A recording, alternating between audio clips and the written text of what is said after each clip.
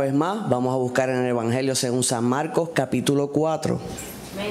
Vamos a leer los versículos del 35 al 41. Y cuando lo tenga, diga amén. Amén. Vamos a ir elevando una oración al cielo. Poderoso Dios y Padre Celestial, en esta hora nos encontramos delante de tu santa y hermosa presencia. En esta hora te damos gracias, mi Dios, porque has sido más que bueno. Gracias por tu amor, tu misericordia y tu presencia.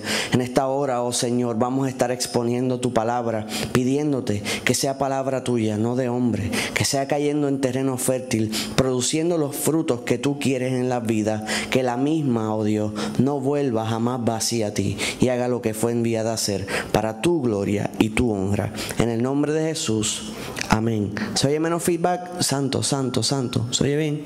Santo, poderoso Dios. Una vez más, estamos en el Evangelio según San Marcos capítulo 4 y vamos a leer los versículos del 35 al 41 y dice así la poderosa palabra del Señor. Aquel día, cuando llegó la noche, les dijo: pasemos al otro lado. Y despidiendo a la multitud, le tomaron como estaba, en la barca. Y había también con él otras barcas. Pero se levantó una gran tempestad de viento, y echaba las olas en la barca, de tal manera que ya se anegaba. Y él estaba en la popa, durmiendo sobre un cabezal. Y le despertaron y le dijeron: Maestro, ¿no tienes cuidado que perecemos? Y levantándose, reprendió al viento y al mar: calla, enmudece. Y cesó el viento, y se hizo grande bonanza. Y les dijo: ¿por qué estáis así amedrentados? ¿Cómo? ¿No tenéis fe?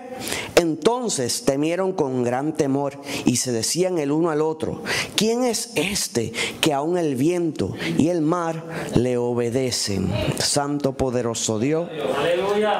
Dele la mano al que está a su lado y dígale el tema en esta hora.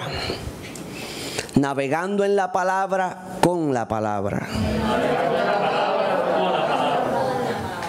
Santo, poderoso Dios. Navegando en la palabra, con la palabra. Gloria a Dios. Vamos a entrar directamente a la palabra del Señor en esta hora. Y dice la palabra: aquel día, cuando llegó la noche, les dijo: pasemos al otro lado. Ahora, cuando usted va estudiando la palabra del Señor y revisa los acontecimientos previos a este momento, va a fijarse que ese día el Señor estuvo todo el día predicando. Y si usted observa en la palabra, va a ver que cuando el Señor predicaba, constantemente le estaban trayendo personas endemoniadas, constantemente le estaban trayendo enfermos, le seguían trayendo personas a sus pies. Él seguía obrando milagros, maravillas, haciendo el trabajo, pero a la misma vez educando en el reino de Dios, predicando la palabra a tiempo y fuera de tiempo. Y todo aquel que es ministro, ha trabajado haciendo para la obra de Dios, sabe cuál es el costo físico, el costo del cuerpo cuando estás haciendo la obra del Señor. Amén. Amén. Todo el que ha sido evangelista o predicador sabe cuánto cuesta físicamente, cuánto le cuesta a tu cuerpo el ministerio. Sabes que cuando estás orando, clamando y librando batallas espirituales, te drena de tu fuerza física. Eres fortalecido en el espíritu, pero tu fuerza física es drenada. Y el Señor había estado predicando todo el día, dando su todo. Amén. Amén. Hay una historia bien conocida del famoso baloncelista Kobe Bryant, y él cuenta que en más de una ocasión jugó enfermo. En una ocasión tenía una fiebre de 102 grados y aún así continuó jugando y tuvo una cantidad excesiva de puntos. Y le preguntaban que por qué él se esforzaba tanto, y él decía que él pensaba en la gente que estaba presente en ese público, que probablemente iba a ser su último recuerdo con su familiar amado, y querían que dar su todo, de modo que esas personas se fueran contentas de ese lugar por si era su último momento en la tierra. Y eso estamos hablando de un juego de baloncesto. Imagínense cuando se trata de la salvación del alma por la eternidad. Amén. Pues obviamente nuestro Señor Jesús estaba dando su todo en todas las áreas. Todo lo que podía enseñar, todo lo que podía hablar, a todos los que pudiera sanar, a todos los que pudiera libertar. Estaba soltándolo todo. Sin embargo, dice la palabra que cuando llegó la noche les dijo: pasemos al otro lado. Ha trabajado todo el día y de momento ya el sol se fue. Ya está oscuro, el sol no está presente. Sin embargo, la mente del Señor sigue pensando en trabajo. Cuando miro esto, pienso, el Señor está considerando ahora los acontecimientos luego de este momento. La palabra nos enseña que Él estaría cruzando a la ciudad de Gadara, a una región que se le conocía como Decápolis, donde habían 10 ciudades. Entonces, ¿por qué el Señor decidió cruzar de todos los momentos en el día que podía ver claramente y todo se define? Si usted ha estado en el mar de noche, amado, no está apto para lo que le tiene miedo a la oscuridad, ¿sabe? Cuando usted está en el mar de noche, no se ve nada. No se ve nada. Lo único que se escucha es el oleaje. El mar se ve sumamente oscuro. Y el que no es apto para cardíaco, vamos a dejarlo así. Si usted se ha montado un crucero y mira hacia abajo de noche, no vuelve a mirar. Imagínese una embarcación tan pequeña. Ahora, el Señor se va de noche. ¿Por qué? Amado, porque era más productivo ir de noche. Me explico. Todas las personas estaban durmiendo. No había quien predicarle. Nos enseñan que la pesca es mejor en el área donde Él se encontraba en la noche. ¿Por qué?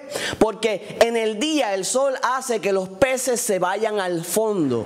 Y por la noche, al estar más fresco, los peces suben a la superficie. Por ende, podía pescar. Y el Señor podía hacer 3 cosas. La tripulación pescar, Él dormir, pero mientras duerme aún ir de camino al propósito de Dios. Todo lo que ha hecho todo el día y Él aún está pensando en ser productivo mientras duerme. Que aunque esté durmiendo, por lo menos ir de camino a algún sitio. Y la gente, con su pereza de este tiempo, quieren todo fácil, quieren todo cómodo. Pero nuestro Señor Jesús nos enseña a hacer el trabajo y aun si tienes que coger un vuelo durmiendo, ir camino al propósito de Dios. Dile al que está a tu lado, no te detengas. Entonces, lo impresionante es una de las cosas que cuando el Señor dijo pasemos al otro lado, es la palabra griega perán, que significa perforar o atravesar, hacer un roto. ¿Por qué eso es importante? Porque sí tiene su sentido de que cruzarían al otro lado del mar, ciertamente. Pero Él iba camino a libertar al endemoniado de Gadara, lo cual traería una perforación al reino de las tinieblas. No tan solo estaba hablando de cruzar al otro lado, sino de hacerle un roto al diablo. Dile al que está a tu lado, hazle un roto al diablo. Le está diciendo literalmente la palabra pasemos, significa perán, que es perforar o hacer un roto. Vamos a ir allá porque hay que hacerle un roto al enemigo de vuestras almas. Vamos a hacer el trabajo, lo que Dios nos mandó a hacer, porque hay que atravesar el reino de las tinieblas. Hay que traer luz a las tinieblas. Amén. Lo otro es que cuando el Señor nos dice algo a nosotros, salud, Él va a cumplir lo que Él dijo. Y tenemos que ampararlo en la palabra empeñada o la palabra dada por el Señor. Amén. Entonces, cuando el Señor nos da una palabra, no nos está exonerando de peligro, no nos está exonerando de problemas. Y va a haber peligros también. Lo que sí nos está diciendo es que si permanecemos en Él, alcanzaremos lo que Él dijo. Porque solo nada podéis hacer. Fíjese que ellos van camino a su propósito y se levantó una tormenta, pero Jesús está presente en la barca.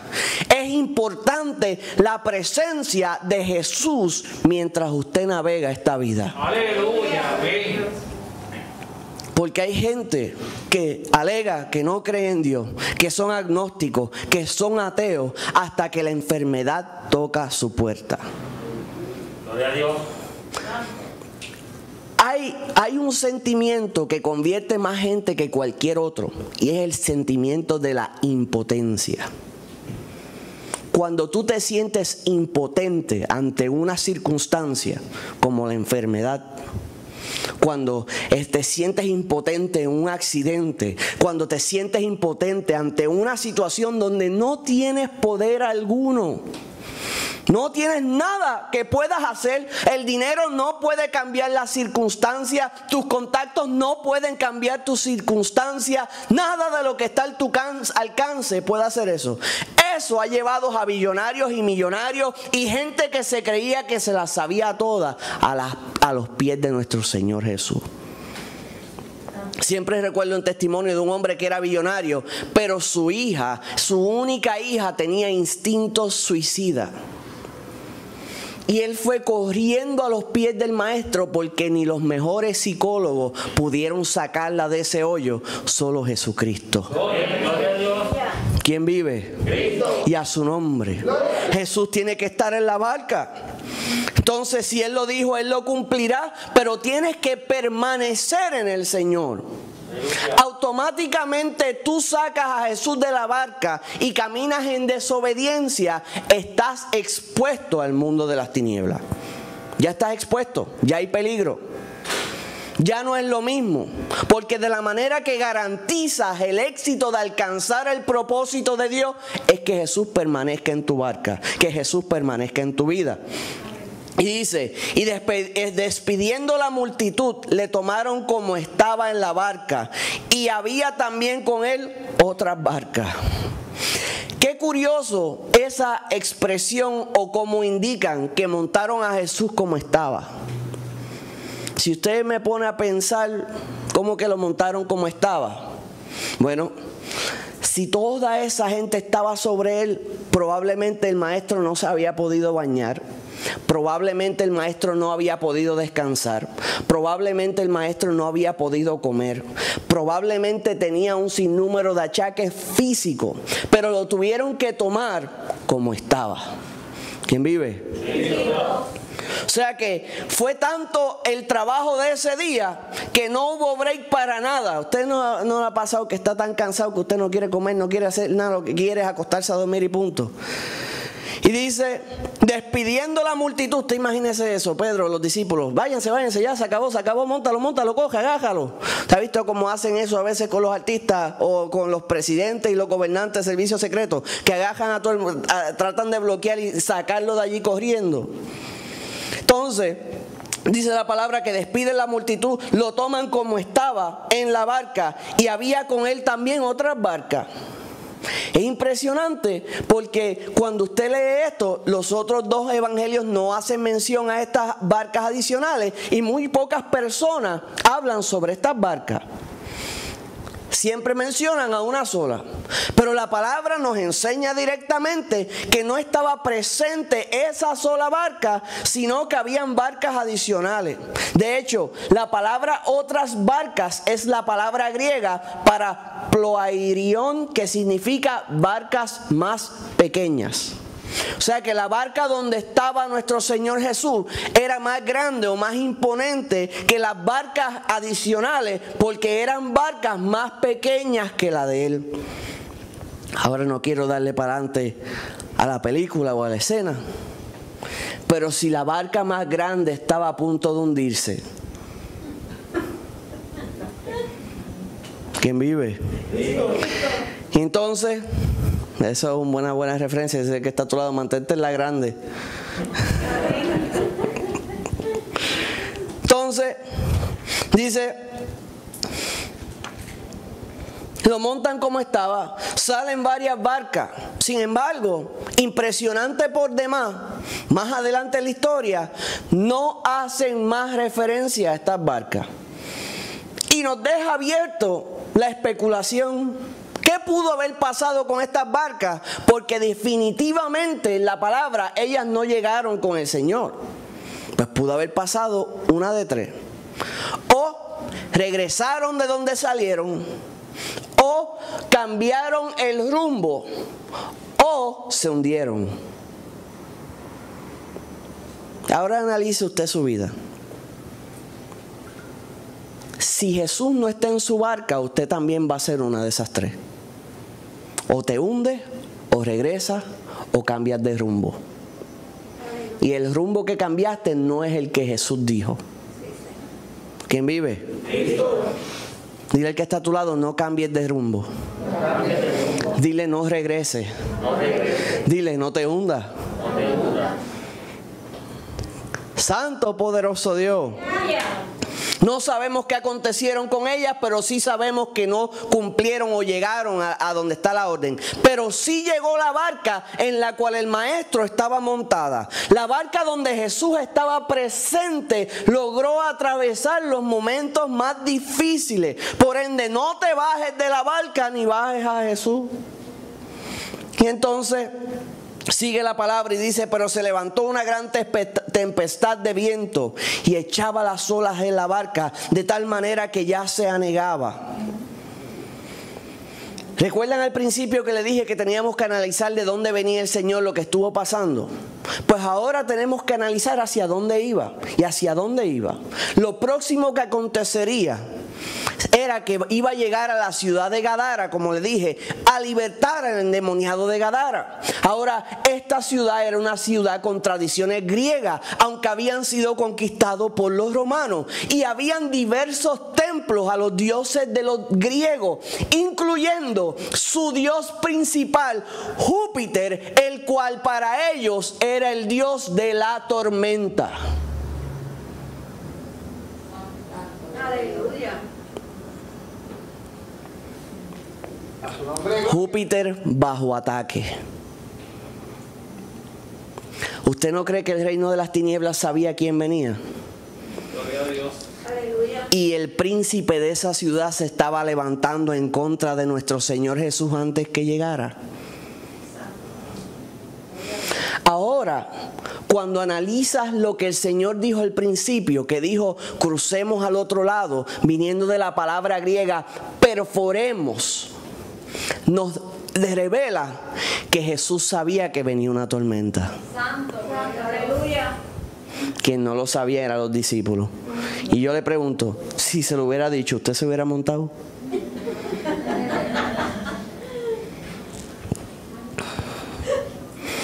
Por eso es que el Señor no te dice lo que viene. Amén. Amén. Para que no te le bajes de la barca. Gloria a Dios. Aleluya. Gloria a Dios. Pero porque tú no lo sabías, no significa que Él no lo sabía. Amén. Gloria a Dios. ¿Quién vive? Y a su nombre. Y entonces se levantó una gran tempestad de viento, Júpiter bajo ataque. El principado conocido como Júpiter, yo me atrevería a decir que es un representante de las tinieblas, del enemigo de vuestras almas, el cual se levantó en este momento buscando impedir que el Señor llegara a ese lugar, porque sabía que se iba a manifestar la presencia de Dios y Júpiter quedaría destronado y llegaría a Jesús. Entonces se levanta la tormenta, empieza la tempestad y el viento a soplar. Dice que echaba las olas en la barca de tal manera que ya se anegaba. Significa la palabra anegaba, gemizo, que significa se llenó de agua la barca. Dile que está a tu lado, se nos llenó de agua. O sea que no es que estaba más o menos o que ya habían caído 4 gotitas, sino que la barca donde estaban ya se ve la cosa fea. Hay un mar adentro y un mar afuera. Santo poderoso Dios. Aleluya. Entonces yo me los imagino ahí caminando con agua hasta adentro. Están esperando que el maestro se levante, que abra los ojos, que haga alguna señal. pero el maestro está durmiendo. ¿Qué clase de pela física había cogido ese día, sabes? Porque nos demuestra la humanidad de nuestro Señor. Nos demuestra que cuando era humano, Él también se cansaba. Nos demuestra que Él nos entiende. Dile que está a tu lado, el Señor te entiende. Porque probado en todo, conoce lo que es ser tentado, conoce lo que es estar cansado, conoce lo que es estar adolorido, pero con todo y eso, venció en todo. Entonces, nos declara y nos dice, está eso lleno de agua, y él estaba en la popa durmiendo sobre el cabezal. La popa es la parte trasera de la embarcación. Cuando usted está en un barco, va a notar que es la parte más estable, porque el frente, si hay oleaje, va brincando. Le hago un paréntesis y le hago una historia jocosa. Hace muchos años, me monté en una lancha que se llamaba el Juancho. Y el Juancho iba brincando del frente y el que va guiando, cuando miramos, la alfombra del frente se despegó. Y yo nunca me había montado en el Juancho ni en ninguna lancha.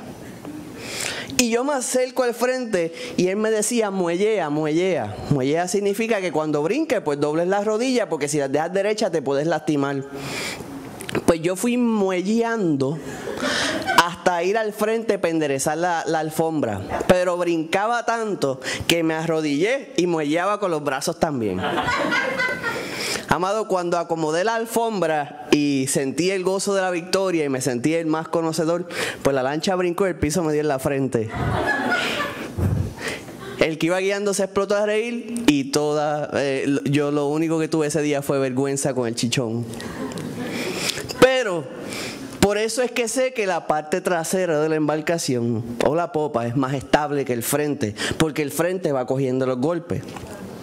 Entonces el Señor está en la proa, está acostado, tiene una almohada, estaba en la popa durmiendo sobre un cabezal y le despertaron y le dijeron, maestro, no tenéis cuidado de que perecemos. Y esta escena tiene algo de similitud a una escena que le aconteció a un profeta conocido como Jonás. Si usted recuerda, Jonás estaba en una embarcación y se había quedado dormido. A diferencia de nuestro Señor Jesús a Jonás, Jonás iba camino a desobediencia, Jesús iba camino a la obediencia. Pero a lo que iba era que Jonás se había quedado dormido y también hubo la necesidad de despertarlo. También el capitán de la nave. A diferencia que el clamor que le llevaron a Jonás fue, levántate y clama a tu Dios a ver si nos salva. Pero los discípulos clamaron a Cristo.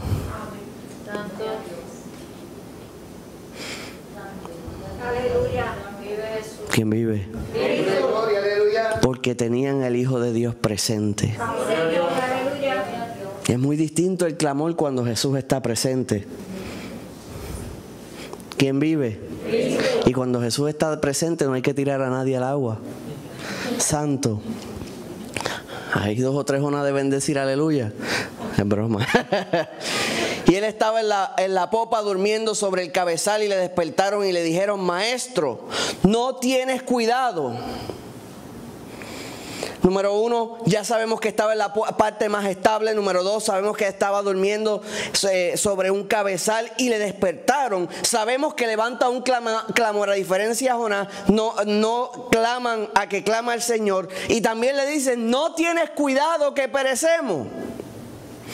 ¿Qué usted cree? ¿El Señor tiene o no tiene cuidado? Amén. Yo le diría que sí. Sin embargo, el retrato de esta escena donde están en tormenta es transferible a nuestra vida. Todos estamos enfrentando tormenta. No son las mismas tormentas, pero todos estamos enfrentando tormenta. Si usted no está enfrentando tormentas en este día, alce su mano, mentiroso, alce su mano, mentiroso. Porque de una manera u otra, todos estamos enfrentando tormentas.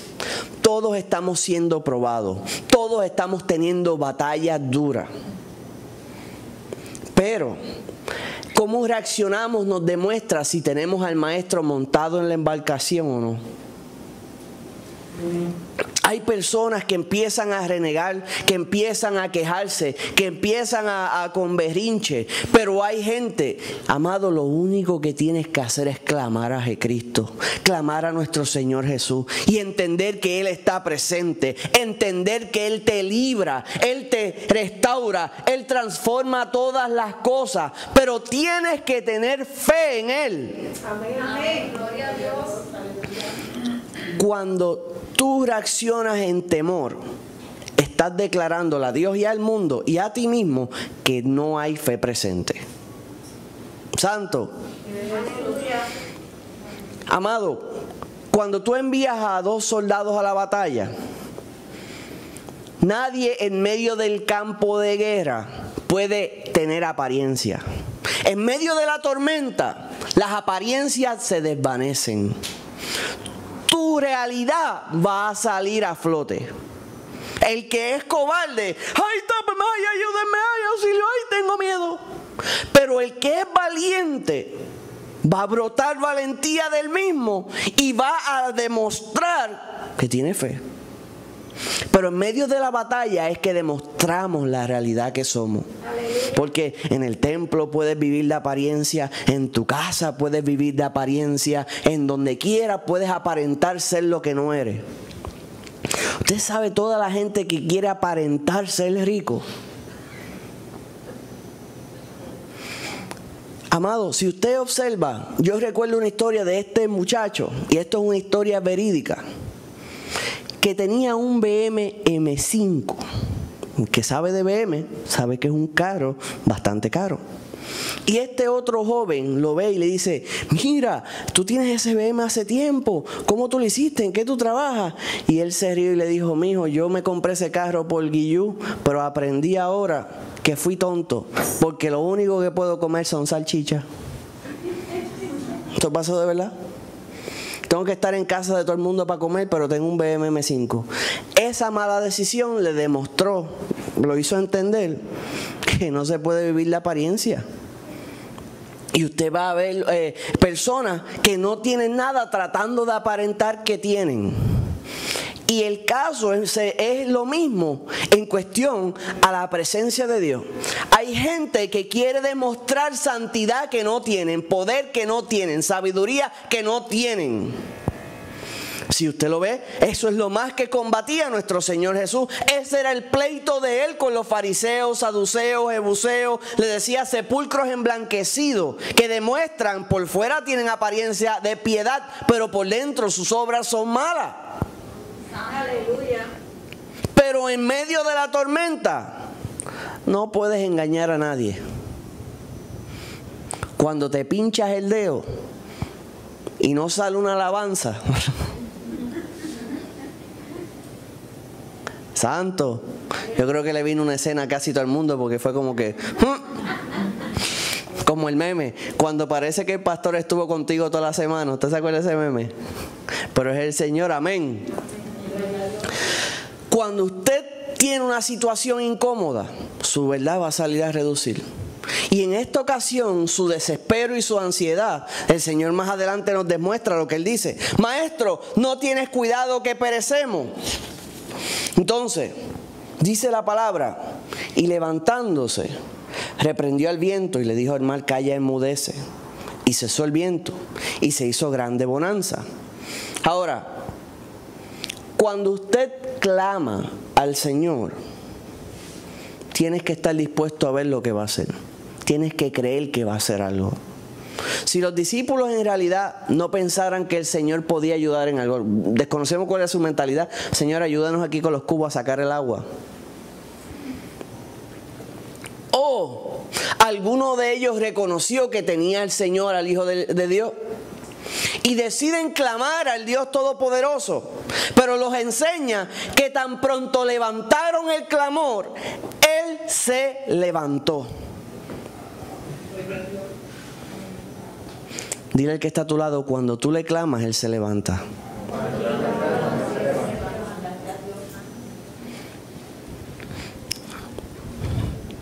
A veces piensa, mira, esta es una lucha como cualquier otra. Y coge y te pones a pelear con tu fuerza. Y con tu fuerza. Y con tu fuerza. Y de momento cada vez ves que estás más atrás. Es como cuando a usted se le daña una pieza del carro y usted dice, eso lo puedo cambiar yo. Y se rompe otra cosa. Y se rompe otra cosa. Y se rompe otra cosa. Fíjese, amado, nota el calce. Solo se rieron esposas.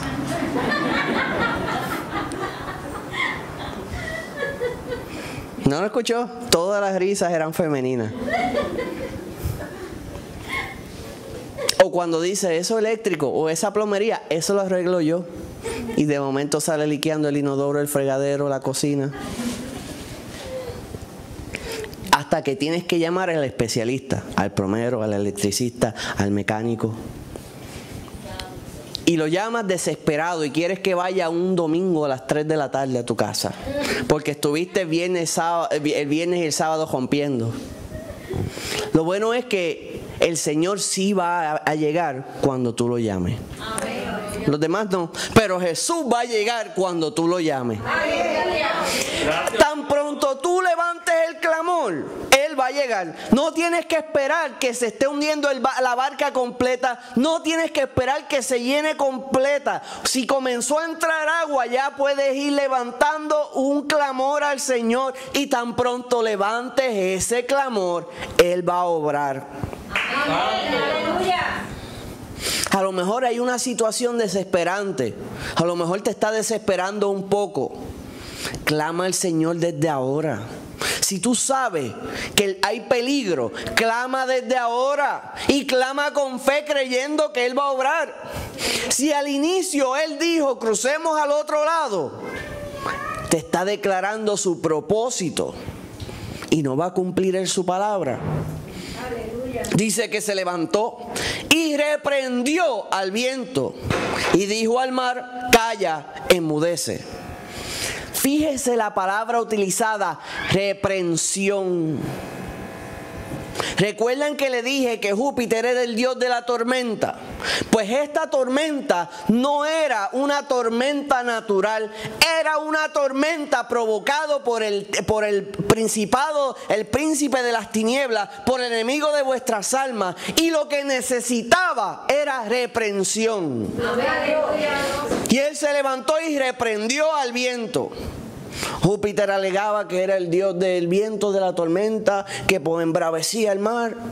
Entre otros dioses griegos que tenían parecía un sancocho de dioses. Pero el Señor le dijo al viento, y reprendió al viento y dijo al mar, calla, enmudece. Y cesó el viento y se hizo grande bonanza.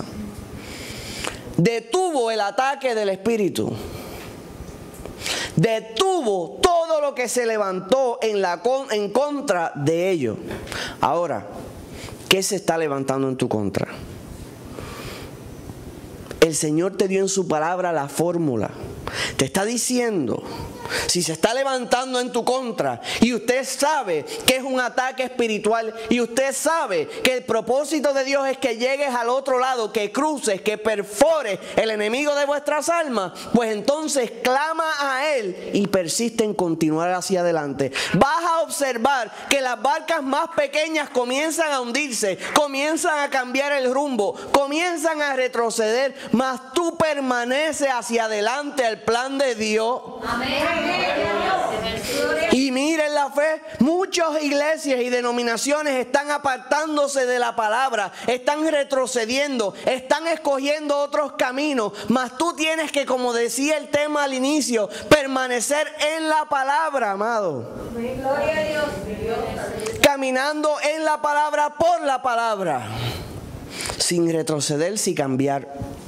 Entonces, dice que después que reprendió todo, dijo, ¿por qué estáis amedrentados? ¿Cómo? ¿No tenéis fe? Dime, ¿cómo se llama la situación que te está amedrentando? ¿Cómo se llama? ¿Qué te está amedrentando? Porque cuando una tormenta se levanta, tiene nombre. No le pregunte el que está a su lado, ¿sabe? Pero cada tormenta que se levanta, tiene nombre. Y el Señor te pregunta por qué estás amedrentado, que literalmente significa por qué estás sin fe. ¿Y tu fe dónde está? ¿La guardaste en la gaveta del carro, en la gaveta de la casa? ¿Se te quedó en la cama o en el mueble? Porque hay gente que ronca de fe cuando no hay batalla, pero cuando hay batalla la fe no aparece. Es como un soldado echárselas del alma y cuando sale a la batalla dejó el alma en el cuarto de militar allá. Si usted tiene fe, realmente sáquela a pasear a donde la necesita. La fe es necesaria en el campo de batalla. El Señor le dice, ¿cómo? ¿No tenéis fe? ¿Cómo es que vas a andar sin fe? Si la base, nuestras creencias, la palabra de Dios, todo lo que nos enseña es caminar por fe. Pero caminar por fe no significa ser guiado por lo que vemos según la carne. Es ser guiados por lo que vemos según el Espíritu. Porque la carne, amado, nos engaña. La carne, usted puede mirar y decir, no, eso es imposible. Ser sano de una enfermedad terminal es imposible en base a la carne. En base al Espíritu, todas las cosas son posibles. Pero cuando tenemos esas situaciones es que vamos a determinar en qué mundo caminamos. Si caminamos en el reino de Dios o si somos carnales como todos los demás. Y esa es la batalla que tenemos todos los creyentes y las batallas que más hablaba Pablo diciéndole a los creyentes, ustedes todavía caminan en base a la carne, todavía en base a la carne, todavía en base a la carne. Y constantemente le está solicitando a ser guiados por el Espíritu. Yo recuerdo como para el 2011... recordando uno de los mensajes, la contienda del espíritu y la carne. Entonces, cuando usted, un ejemplo simple de la batalla entre la carne y el espíritu, es que cuando el espíritu te dice ora, la carne te dice ve la novela. Que cuando la carne, cuando el espíritu te dice ayuna, la carne te recuerda que Golden Coral abrió en Puerto Rico.